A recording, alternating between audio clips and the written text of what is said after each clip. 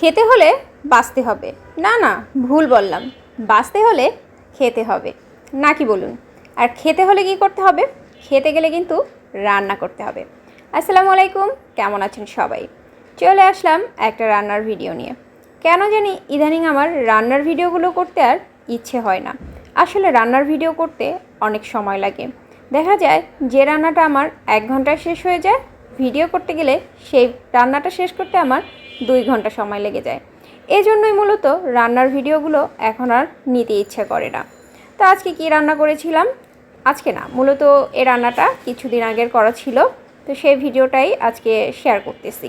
রান্নার ভিডিওগুলো আসলে এখন আর এডিট করতেও ইচ্ছা হয় না। তো এখানে কিন্তু দেশি মুরগির মাংস রান্না করতেছিলাম। আর এই দেশি মুরগির মাংসটা রান্না করেছিলাম আমার নানুর মতো করে।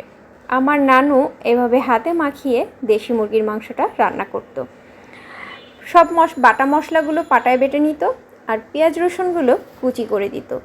নানুর হাতের এই মুরগি রান্নাটা অনেক বেশি মজা হতো। এই মুরগি রান্নাটা আমার আব্বুর অনেক পছন্দ ছিল।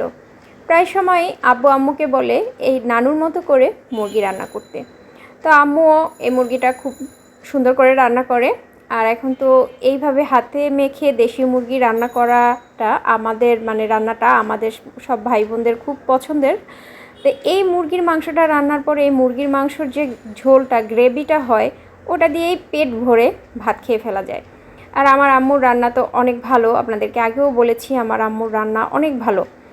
আম্মুর রান্না যে একবার খেয়েছে তার মুখে সারা জীবন লেগে থাকবে আর কি। আম্মুর রান্নার স্বাদ এতটাই ভালো। তো আমিও কিন্তু মাঝে মাঝে ট্রাই করি আম্মুর মতো করে রান্না করতে। তো এখানে আমি মাংসটা একবারে বসিয়ে দিয়েছিলাম, একটু মরিচের গুঁড়া কম হয়ে গিয়েছিল, তো আমি কষানোর মাঝেই আবার একটু মরিচের গুঁড়া দিয়ে দিয়েছি। মাংস রান্না করতে গেলে এই একটা সুবিধা, কষানোর ভিতরে মশলা কম হয়ে গেলেও অ্যাড করে দেওয়া যায়। অন্যান্য তরকারিতে কিন্তু এভাবে অ্যাড করা যায় না, কেননা মাংসগুলোকে আমরা অনেক টাইম কষাই, যে কারণে মশলার কাঁচা গন্ধটা কিন্তু চলে যায়।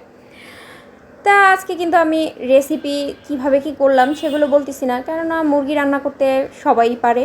আর এখানে আলাদা রেসিপি বলার মতো কিছু আসলে নাই, তাই এই জন্য আপনাদের সাথে একটু গল্প করতেছি। এখানে কিন্তু আমরা নর্মালি মাংস রান্না করতে যে মশলাগুলো ব্যবহার করি ওগুলোই সব কিছু দেওয়া হয়েছে। আর মুরগির মাংসেতে একটু আলু তো দিতেই হয়, বাচ্চারা আছে, বাচ্চারা আলু খেতে পছন্দ করে। তো এই মুরগির মাংস রান্নাটাও কিন্তু অনেক মজা হয়েছিল। মনে হয়েছিল আম্মুর হাতের রান্নাই খাইতেছি। মাঝে মাঝে আমার রান্নাও কেন জানি আম্মুর মতো হয়ে যায়, আমি বুঝি না, আমি নিজেই বুঝি না আম্মুর রান্না খাচ্ছি না আমার রান্না খাচ্ছি। তো আপনাদের ভাইয়ার কিন্তু কখনো আমার রান্না খেয়ে বলে না রান্না কেমন হয়েছে, শুধু যদি কোনো কারণে ঝাল বেশি হয়ে যায় বা লবণ বেশি হয়ে যায় তখন বলবে।